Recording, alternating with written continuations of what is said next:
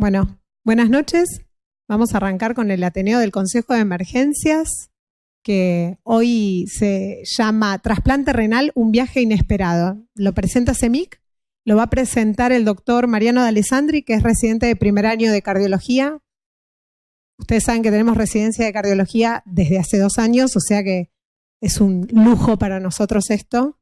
Y Mariano es un excelente residente. Nos va a llevar en este viaje inesperado con un paciente que tuvimos a fines del año pasado. El caso no es tan largo, pero tiene algunos puntos interesantes para discutir. Bueno, ¿qué tal? Buenas noches a todos. Gracias, Mirza. Bueno, en el día de hoy vamos a presentar un paciente masculino de 70 años de edad. Como antecedentes es ex tabaquista de 80 pack year, que dejó a los 50 años, o sea, hace 20 años. Asmático desde la infancia, que se encuentra en clase funcional 1.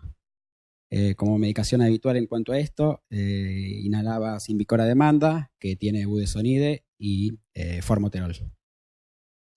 Bueno, en cuanto a otras patologías asociadas, el paciente tiene una enfermedad renal crónica, que es terminal por una glomerulonefritis, por el cual se encontró en hemodiálisis desde el 2012 hasta el 2018.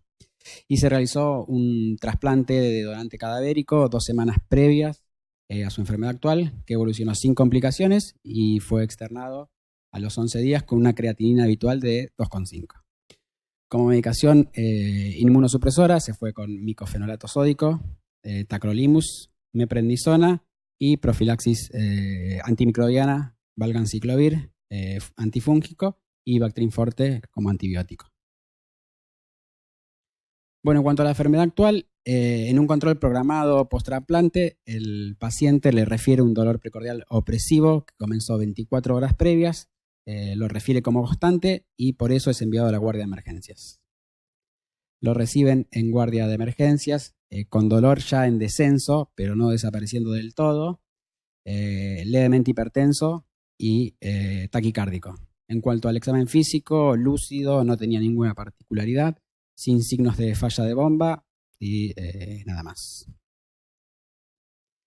Este es el electro de guardia, es un electro con un ritmo sinusal, una frecuencia cardíaca de aproximadamente 100 por minuto, tiene el eje un poco desviado a la izquierda, no parecería llegar a ser un hemibloqueo anterior y algunos trastornos de la repolarización.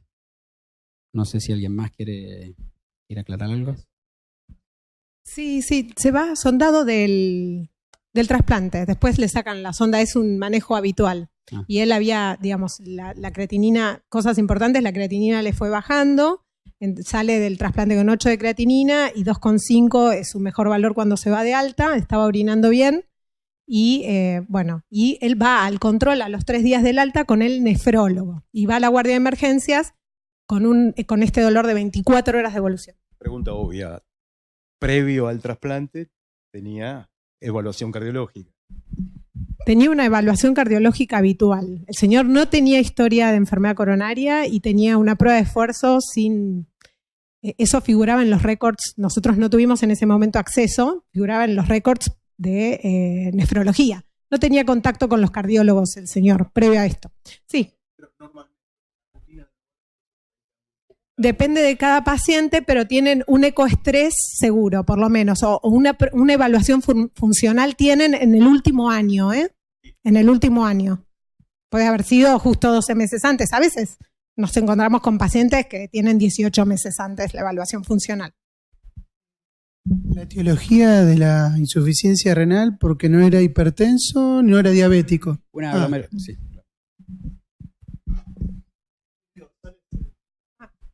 Ahí va, Bueno, siempre el renal crónico tiene para mí un gran respeto porque es un vascular siempre, tiene una calcificación de sus arterias, es un paciente con hiperfibrinogenemia, tiene hipertrigliceridemia, tiene hiperhomocisteinemia, o sea, un renal es un paciente de cuidado.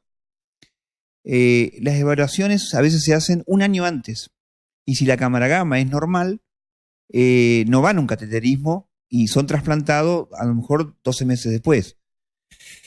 Este dolor yo le daría muchísima importancia considerando que es un vascular. Yo he visto los cateterismos de los renales con enfermedad coronaria y son tan graves como el insulino dependiente. Son arterias muy finitas, difícil de resolver, hay mucha calcificación, y un paciente con dolor de pecho, con esa T picuda, a mí me preocupa, ¿eh?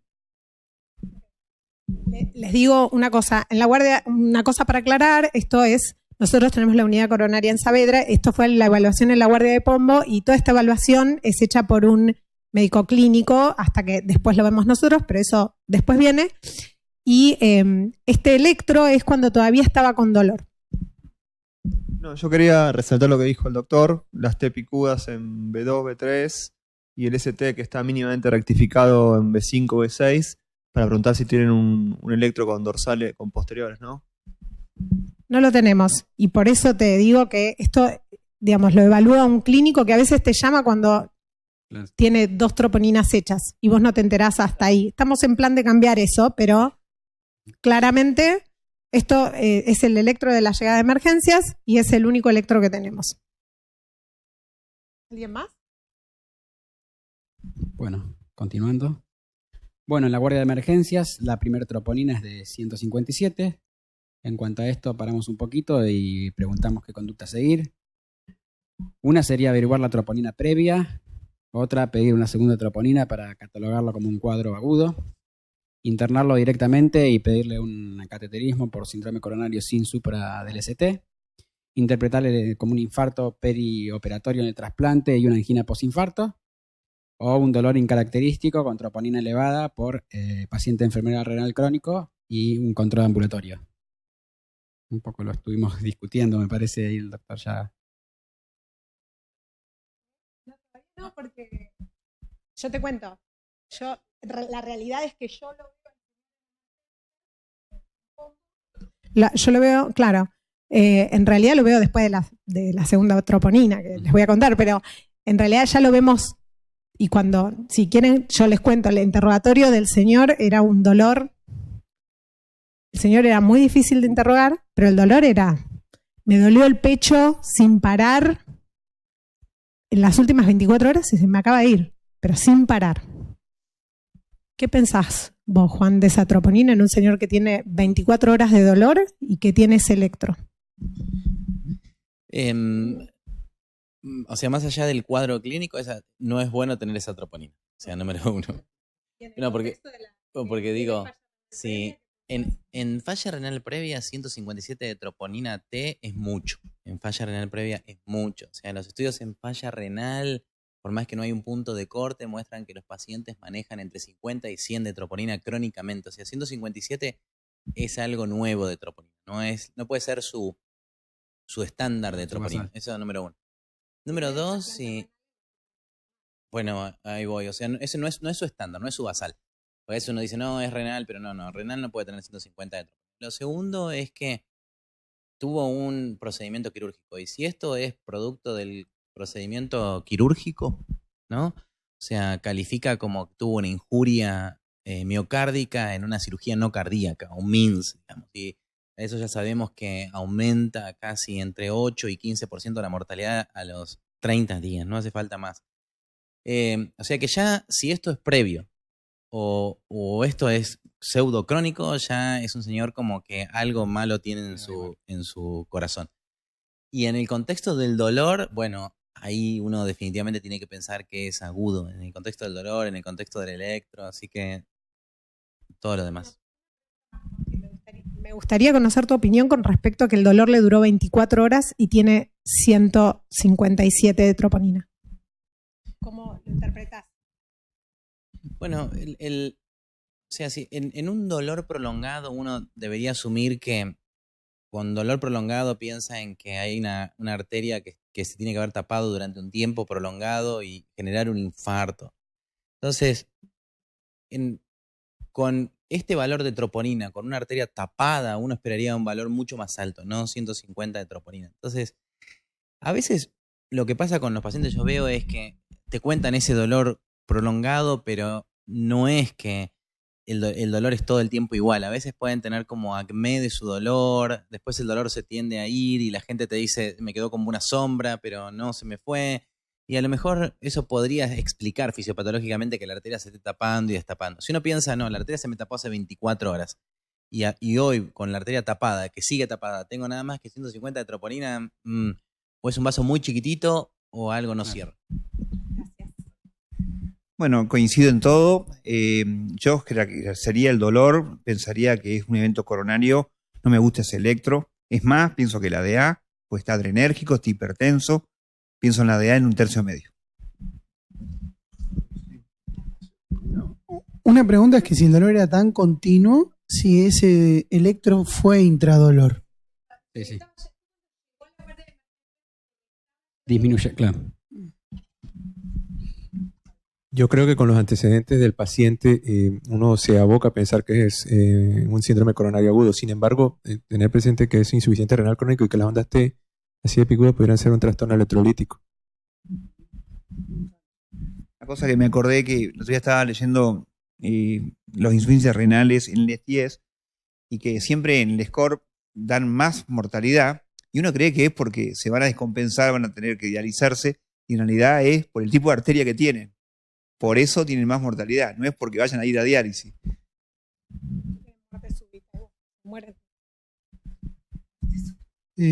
Perdón, un poquito atrasado, pero esas T positivas, ¿qué potasio tenía? Ajá. Totalmente. Otra cosita. Entró hipertenso y con un dolor de 24 horas.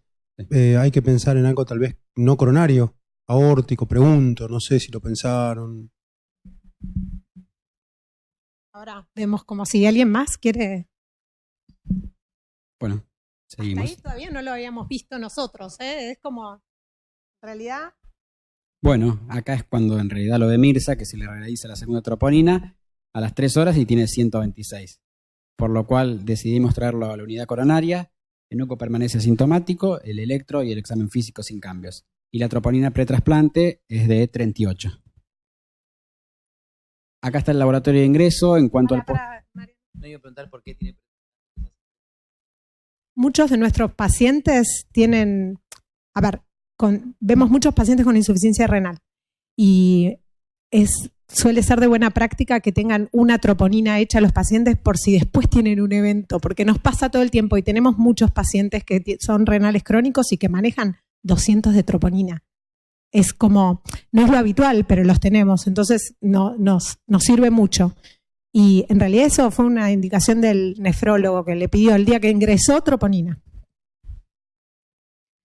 Bien, en cuanto al laboratorio, tiene una anemia, la función renal alterada y el potasio estaba elevado, 5,9, una hiponatremia y después mucho más no.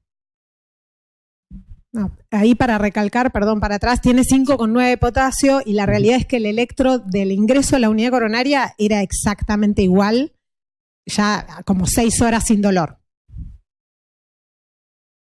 Bueno, se realiza un ecocardiograma transtorácico que tiene diámetros y función sistólica del ventrículo izquierdo conservado, una fracción de eyección de 62% y una leve hipoquinesia en el septum posterior basal, disfunción diastólica leve y después el resto de cavidades derechas normales. Ahí decidimos estudiarlo. No se estudió ese mismo día, de hecho el señor, claro. Y el señor tenía 2,2 de creatinina, con una creatinina que venía en descenso, y la realidad es que surgió una discusión de un señor que estaba ya sin dolor hace 24 horas, que estaba medicado, que estaba con un trasplante renal recién hecho, que había tenido 2 troponinas que no eran tan altas y un eco con un pequeño trastorno que a veces es un trastorno que nada, si lo íbamos a estudiar o no. Que es difícil saber cómo seguir. Por eso creo que se impone. No puede no salir de la unidad coronaria no sabiendo cómo están las coronarias. Es complicado. Claro. Porque aparte, uno puede frenar el cateterismo cuando tenés una alternativa de la causa del dolor, pero acá no la tenés. Claro. O sea, si vos decís, Sí. fueron la aorta, bueno, perfecto, entonces freno el cateterismo. Cuando Claro. no tengo una alternativa para que explique el dolor, Claro, habría lo tenés que descartar. definir qué vas a hacer. Entiendo lo del riñón.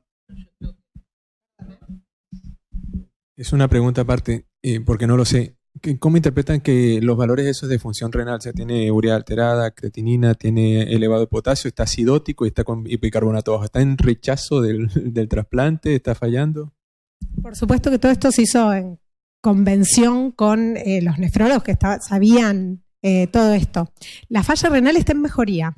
Todo lo que tiene que ver con el riñón está en mejoría, porque él se va con 2,5 de creatinina y si vos ves la curva del 8 cuando lo trasplantan, sigue mejorando la creatinina. O sea que el riñón en un principio no tiene ningún signo de rechazo y tiene 5,8 de potasio, que en un principio empezaron a mirar las drogas que estaba recibiendo porque algunas generan toxicidad que genera hipercalemia o algunas cuando se van de rango y entonces le piden algún dosaje de drogas. Eso fue lo que dijeron. Sin que se asocie a la falla renal en sí. No lo interpretaron como falla renal. No, yo iba a decir que coincida con lo que decías vos. Creo que el pretest de enfermedad coronaria es tan alto, que la única forma de sacarle es con una coronariografía. Uno pensaría, bueno, ¿y cómo explico? Porque hizo una pequeña curva de troponina, o sea, hizo 150, después 120, no sé si después la siguieron dosando, pero o sea, es una troponina en descenso. O sea, eso no es tan compatible con un infarto. No es compatible con un infarto. Un infarto no debería, a las horas de que, es más compatible podría ser compatible con un evento isquémico. O sea, hay una isquemia. Entonces, una isquemia sostenida sin generar necrosis puede producir eso. Y en cuanto al señor se le va la isquemia, que sería cuando se le va el dolor, ahí el miocito deja de liberar esa troponina citosólica, porque parece más una troponina citosólica que una sarcomédica. Y entonces, yo creo que no hay, estando el señor estable, creo que podría pretratar al señor, hidratar al señor y llevarlo hidratado al cateterismo al otro día, estando en la unidad coronaria stand-by con la coronariografía, ¿no? Bueno, sí, eso es lo que se hizo en realidad. ¿Algún otro comentario? El dolor era muy difícil, era un dolor. El señor, el señor es un señor difícil. Lo que el señor sostenía es que el pecho le dolió 24 horas sin parar y que le molestaba. Pero no consultó, se quedó en la casa. Se había internado un lunes, el domingo se quedó en la casa, tranqui. Bueno, como bien dijimos, acá tenemos la coronariografía, vemos la coronaria derecha, que no tiene ninguna lesión significativa. No sé si... Sí. Tenemos la angiografía de la coronaria derecha que uno esperaría que estuviera más enferma por ser un renal crónico, pero apenas tiene irregularidades leves en la descendente posterior, no presenta ninguna obstrucción significativa. Bien, siguiente. Bien, la angiografía de la coronaria izquierda, la circunfleja que se ve en esta proyección, no presenta tampoco lesiones angiográficamente significativas y lo que se alcanza a ver de la descendente anterior tercio-distal y proximal tampoco. Y crece algo de circulación. Me gustaría ver otra proyección, ¿tenés? Bien, la descendente anterior tiene una obstrucción...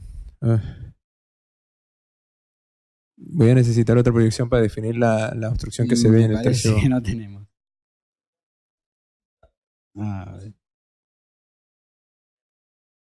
Ahí. Sí, acá no se ve nada. Acá no tiene obstrucción. ¿Tienes otra? Volvé a la anterior. Otra anterior. Ahí. Dale play en esa. Creo que tienes que volver un poco más atrás y darle hacia adelante otra vez. Ahora dale hacia adelante ahí. ¿Está? Sí.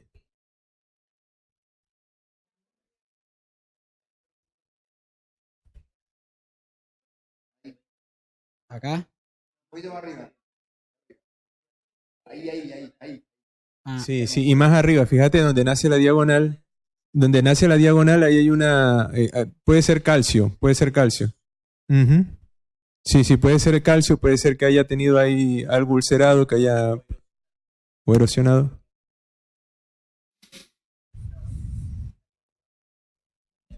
No sé vos qué opinás, pero tener una imagen intracoronaria para ver...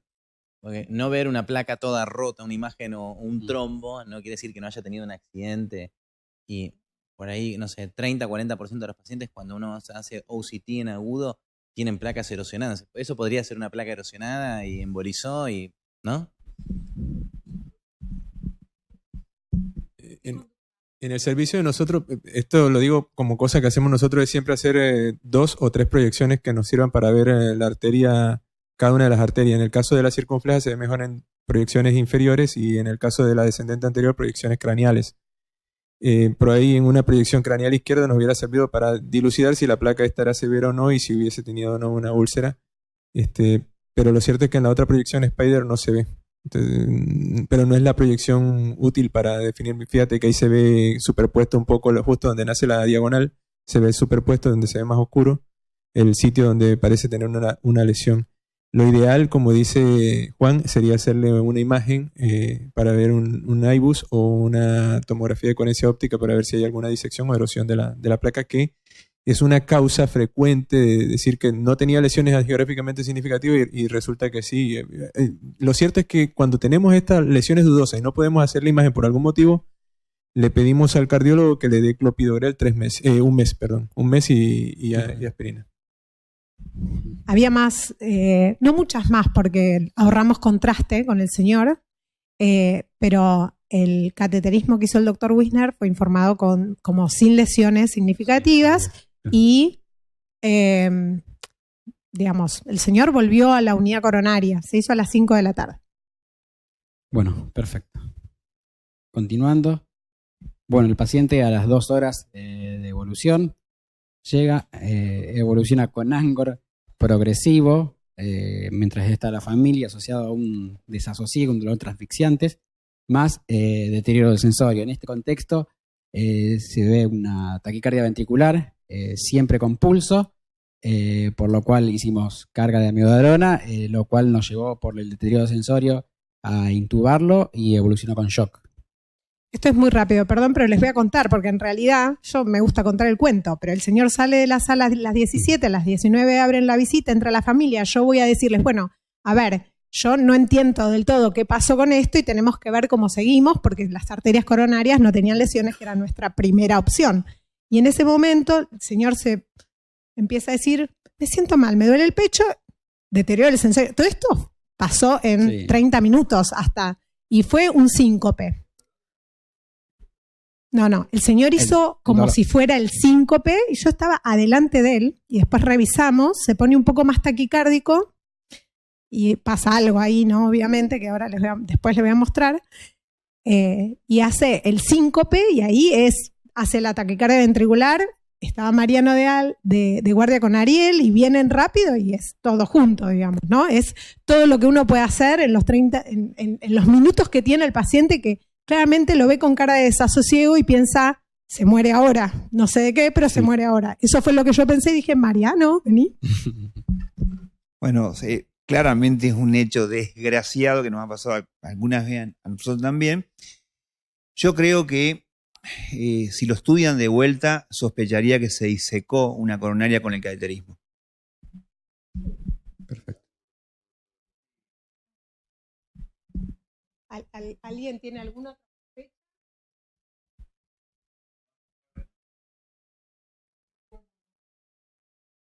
Sí, bueno, Sí, pero fue todo muy rápido. Casi que salió sola la TV.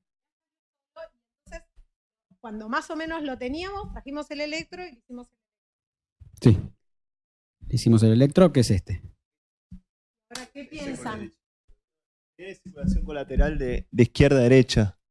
Y el final de la ADP, no sé si les pareció, ahora el día del lunes, ¿no? Pero el final de la ADP no me pareció del todo santo a mí. No sé qué piensan. Y la hipoquinesia inferior era septal posterior. Pero bueno. ¿Vos qué pensás? ¿Que tiene un síndrome coronario agudo en la coronaria derecha? Y que algo le pasó en la coronaria derecha y se reperfundió espontáneamente, por eso no terminó de infartarse, como dijo él. Y hasta ahora, ¿no? Interesante el cuadro clínico, ¿no? También que tiene, porque yo la verdad que cuando estaba viendo el cuadro clínico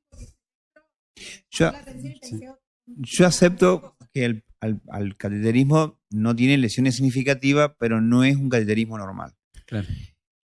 Sale y es muy causa-efecto de que casi a la hora y media de que ha salido pasa esto. Yo la vi bastante bien la coronaria derecha. Como decía Jorge, esperaba una coronaria derecha un poco más enferma para sus antecedentes renales, pero a mí me parece que hay que ir a sospechar que puede pasar. Y no, yo creo que es iatrogénica. Y además tiene algo más. Tiene un PR prolongado ahora, que no tenía antes. Pero te llama la atención. Antes no nos llamó la atención. Yo no me había dado cuenta de eso.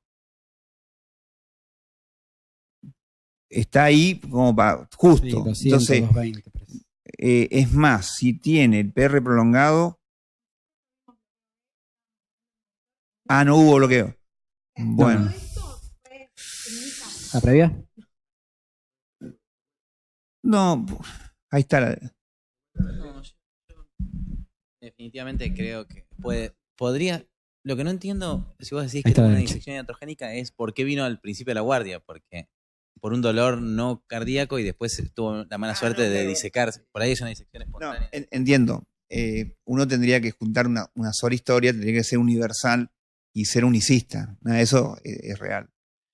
Lo que pasa que, de entrada, él tiene un dolor que para mí siempre es coronario, pues yo tengo que pensar como cardiólogo, pero después tiene un evento más de derecha, y los eventos de derecha son más para bradicardia, y los eventos de descendente anterior son más adrenérgico, y por eso estaba hipertenso. Por eso me cuesta unir los pedazos.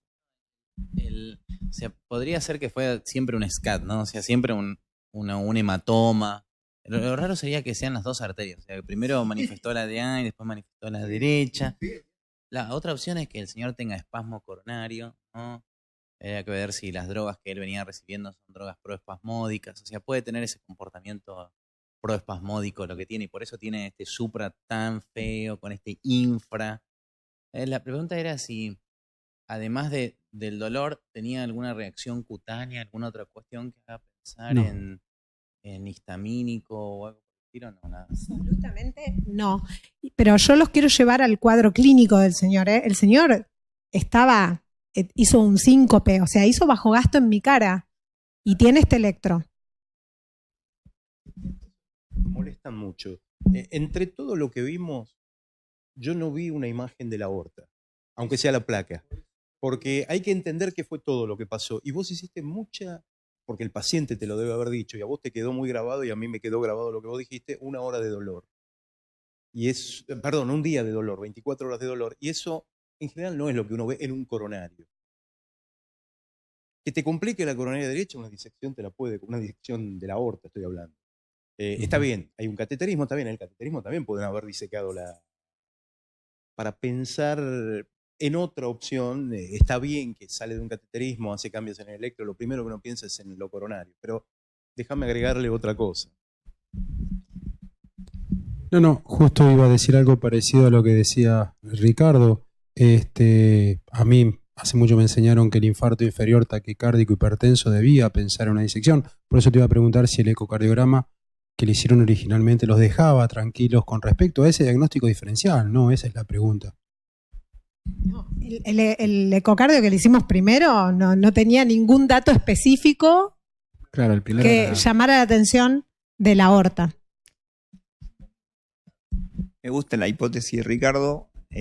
Puede ser una disección, que el dolor explique la disección. Hay disecciones que tienen troponina elevada y no son significativas.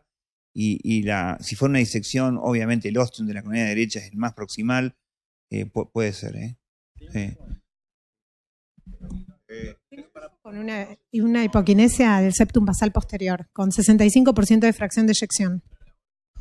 No tenía informado, era un eco de esos que te hacen en la unidad coronaria rápido, que te dejan un informe que no especifica nada y que nosotros no mandamos a mirar nada específicamente. La placa no tenía nada significativo. Sí, el eco justo lo había hecho Sánchez. Perdón, y la pregunta es, entonces, lo tenemos, yo les quiero recalcar esto porque para mí es muy importante que entiendan cómo estaba el paciente en ese momento y para pensar qué es lo que le está pasando al señor. Y entonces mi pregunta es, ¿qué hacemos? ¿Lo llevamos a la sala de hemodinamia? ¿Le hacemos algún otro estudio? ¿Cuál es el próximo estudio que ustedes le harían? Es complicado con un super desnivel, llevarlo por todo para hacer imágenes. No, yo prefiero ir al cateterismo, entiendo que va a ir con cuidado, tendrá que tener mucho cuidado quien hace el cateterismo para no meterse en una posible falsa luz, pero a mí me cuesta llevar un paciente a tomografía con un super desnivel del ST. Yo no puedo dejar de pensar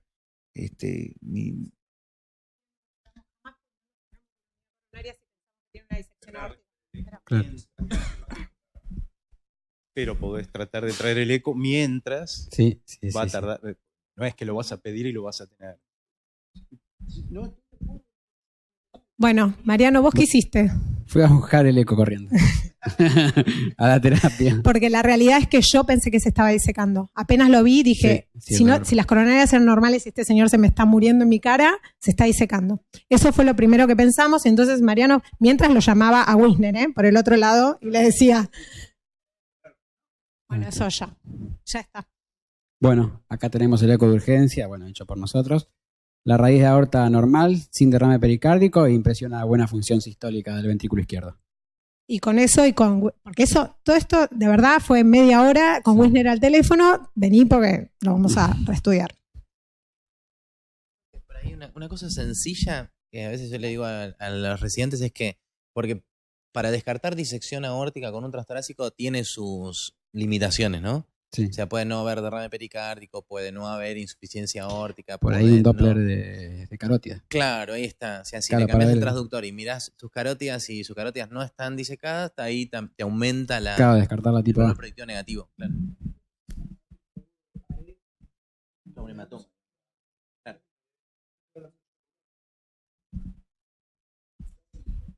Sí. ¿Seguimos? Sí. Yo entiendo que el eco fue a mirar la aorta, pero si estás pensando en coronilla derecha, iría a ver la cara inferior, el BD, la cara posterior, el septum basal. Mientras casi que lo estábamos reanimando mientras hacíamos todo esto, y ese el eco, viste, que le apoyás y Sí, es por el favor, eco. mira esto, por favor. Y la realidad es que no parecía tener un trastorno segmentario específico y la función no parecía mala. Y el señor estaba chocado además, ¿eh? Sí, yo de hecho terminé de hacer el eco y lo iba a intubar. O sea, estábamos ahí todo rápido. Bueno, seguimos. Bueno, el tratamiento inicial, iniciamos dopamina 3 gamas. Le pusimos Tres gamas, mientras bueno, para empezar, ¿no? Estaba chocado. una vía central, noradrenalina intravenosa. Y bueno, tenía persistencia del supra-ST.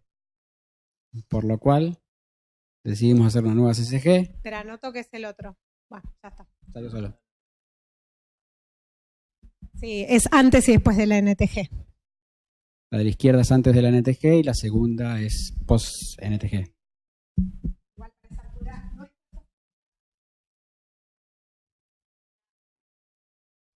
Sí, en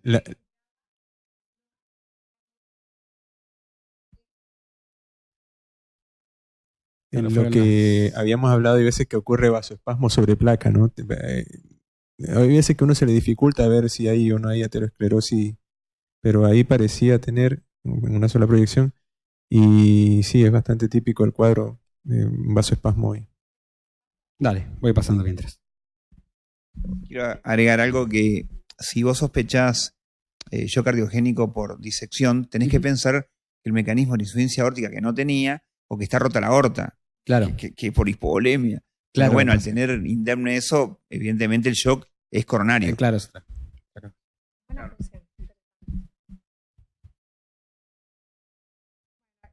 Eso es para que vean que la coronaria derecha no está disecada, porque esto ya es Claro, post post-NTG. NTG, digamos, cuando ya la estudian ya tenía NTG. Claro, ya había pasado NTG a la... El electro es típico de una isquemia apical, ¿no? Supra-ST inferior y T picudas anteriores, isquemia apical. El casquete viene el casquete apical. Una de A media, ¿no? No, creo que el electro, porque uno dice, el electro no tiene supra, ¿no? Claro, no, pero no tiene supra anterior, ¿no? Con una DA proximal. Pero el electro es como un electro de esos que se decía antes como tipo Winter, ¿no? Ese infra con T picudas, ¿no? Sí, de Bueno, B1 el electro de Winter. Ojo, que nosotros vimos coronaria derecha cuando yo tenía NTG Claro. encima. No, pero la descripción de Winter, así como la descripción de Wellens, si lo buscan es así, o sea, es ese infradesnivel del ST y existen explicaciones de por qué los pacientes no hacen supra. A lo mejor nunca va a ser supra anterior y esto es equivalente, incluso sin tener el supra inferior, pero un paciente así, con dolor persistente, la indicación por guías, incluso la guía actual es, si no tenés hemodinamia, lo podés administrar líticos en un infra así, ¿no? Y que está bien pensar en coronaria derecha, tiene una cosa en contra, cuando vos mirás un síndrome de coronaria derecha, es que está con 100 de frecuencia. Porque vos tenés colgada en coronaria derecha 2 ramas que pueden dar bradicardia, la arteria nodo sinusal y la arteria nodo AB. Tiene que haber bloqueo, no taquicardia, no 100 por minuto. Ahí hay una cosa rara ahí. No sé, totalmente. Claro. Bueno. Bueno.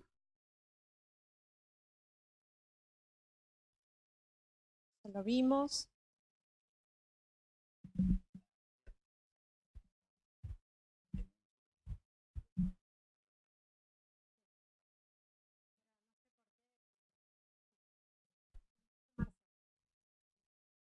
Bueno, durante la primera noche de guardia, persiste con shock y vasoespasmo luego de la salida de hemodinamia, por lo que, bueno, intentamos ponerle NTG, pero no la toleraba por hipotensión.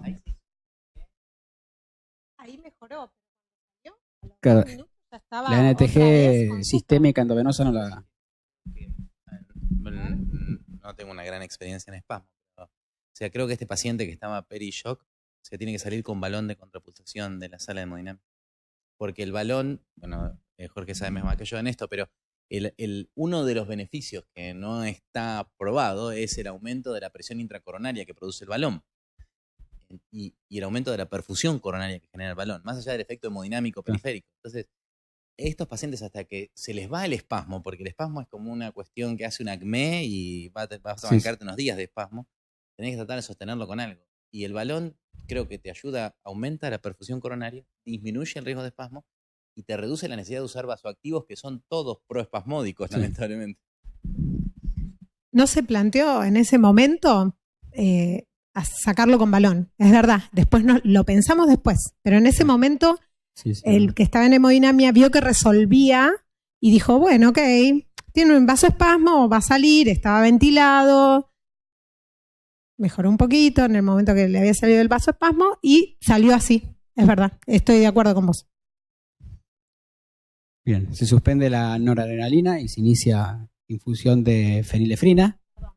Quiero parar acá y escuchar opiniones, porque la realidad es que teníamos un paciente recontra chocado, con supra ST persistente, a pesar de la sedación profunda, y lo que habíamos visto es que si bien creíamos que todo tiene que ver con el vasoespasmo, en el momento que miramos el ventrículo no era tan malo tampoco, y teníamos que sostener la presión del señor. ¿Qué piensan que hubieran hecho? También es muy espasmódica coronaria. Digamos, ¿por qué? Mira, en realidad la decisión fue desde a las 2 de la mañana intentando ver qué podíamos hacer. No sé si a alguien más se le ocurre algo y después yo les cuento cómo fue la decisión. Acá tenés 2 problemas. Tenés el origen del shock, que es el supranivel del ST por el vasoespasmo, y el sostén del shock, que es con vasopresores. Yo creo que hay que priorizar el principio del problema, que es el vasoespasmo.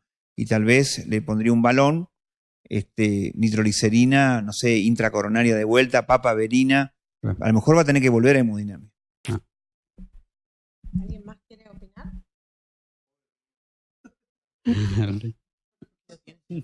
Tenía 60 años. Creo que son pacientes re difíciles de manejar, definitivamente. Creo que el balón es la opción. O sea, si hay otro tipo de asistencias disponibles, hay que pensar en que va a haber que usarlas o tenerlas activas porque a lo mejor hay que usarlas. Porque hay que pasar, entiendo que si sospechamos que es todo espasmo, hay que tratar de tolerar el espasmo. Y en cuanto al vasoactivo, no sé si, yo creo que hubiese rotado, sí hubiese estado tentado de rotar noradrenalina por la cuestión adrenérgica, pero a lo mejor hubiese ido, no sé si a vasopresina, balón, hubiese hecho una combinación así. Un dato que no digo que haya que usarlo ahora, pero para saberlo, la milrinona es un potente vasodilatador de la mamaria, para tenerlo en cuenta. Un bolo de milrinona es un recurso.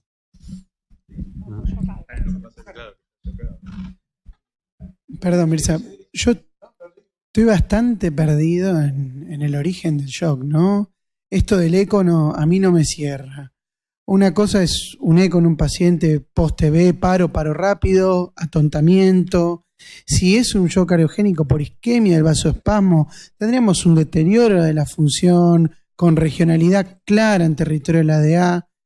Yo eso quisiera vislumbrar. ¿Realmente tenía buena función? ¿En qué perfil hemodinámico del shock estamos parados? Mira, para este momento son las 2 de la mañana, te quiero decir. Y salió de hemodinamia, ponerle, no sé, a las 12 de la noche. Fue todo así. Y estábamos con este paciente que tenía super ST persistente. No, digamos, el eco que teníamos bedside no veíamos nada particular que nos orientara. Entonces teníamos que pensar que tenía un componente vasoactivo para el shock. No le pusimos un Swan-Ganz. Y la opción de rotar la droga, en un momento hubo ponerle dopa, seguía con supra ST. Y en realidad, lectura de 2 de la mañana, trabajos de esos que son originales hace 30 años, de casos de perros con inyección o más actuales de hand grip y inyección de inotrópicos y ver cómo es el flujo en la coronaria. Vimos que la fenilefrina no tenía ningún efecto sobre el flujo coronario y no sabíamos qué hacer. Y le pusimos fenilefrina. Y la realidad es que el señor se estabilizó y bajó el ST y estuvo estable el resto de la noche. O sea, sí. Yo no sé si alguien tiene alguna evidencia más para decirme, pero la realidad es esa. Y no, las drogas, ninguna droga nos parecía buena y la nora no estaba resultando. Es una posibilidad. Vamos a ver.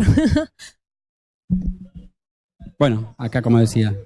Y bueno, por lo menos la fenilefrina no se lo provocó, claro. Que era la intención que teníamos y creíamos que la noradrenalina sí se lo estaba provocando. Por eso es que se la queríamos sacar. Bien. Sí. El espasmo, que está estudiado esto por el espasmo de las arterias cerebrales, se maneja con volumen. O sea, vos le podés poner volumen para abrir la arteria. Es decir, el espasmo de arterias cerebrales se maneja con volumen, con función fisiológica. Lo que pasa es que yo entiendo. Expansión. Sí, cada arteria de cada lugar. Creo que no es lo mismo una arteria coronaria que una arteria esplácnica ni que una arteria periférica. Entonces, de alguna manera, y además todo lo que decimos es extrapolado, porque yo nunca había tenido un caso de estos y claramente tuve que apelar al ingenio para resolverlo. Perdón, pero me parece que es así, porque era ¿quién? O sea, pensaba en preguntarle a alguien y les aseguro que me acordé de ustedes y pensé, yo les voy a preguntar qué hubieran hecho porque me parece no encontraba nada tampoco escrito de qué hacer. Bueno, esta es la evolución un poco el segundo día, persiste la mejoría hemodinámica. Con eso vamos disminuyendo de a poco los vasoconstrictores, o sea, la fenilefrina. Iniciamos diltiazem intravenoso y iniciamos el despertar. El paciente en una de las oportunidades evoluciona con una taquicardia ventricular, después con una actividad eléctrica sin pulso y paro cardíaco, por lo cual estuvo básicamente 40 minutos en paro, que sale con una cardioversión eléctrica exitosa y un electro posterior que evidencia supra-ST en la cara inferior.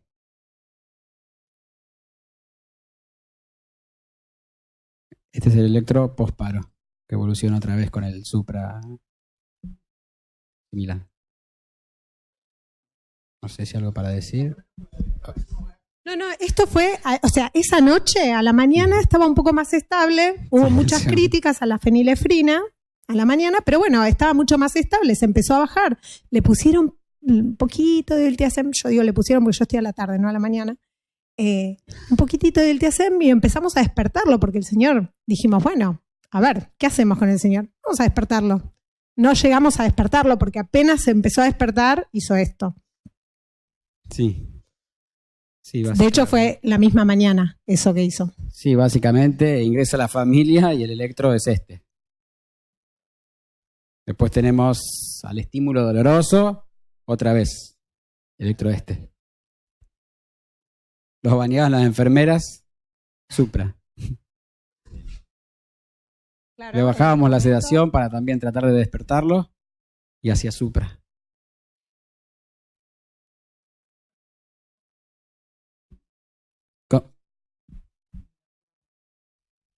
¿No escucho? Si tenía Q en algún momento. Si tenía Q, no, en ningún momento. Hacía. Las drogas inmunosupresora, tracolimo, en ese momento la sacaron. Sí, habíamos sacado Claro.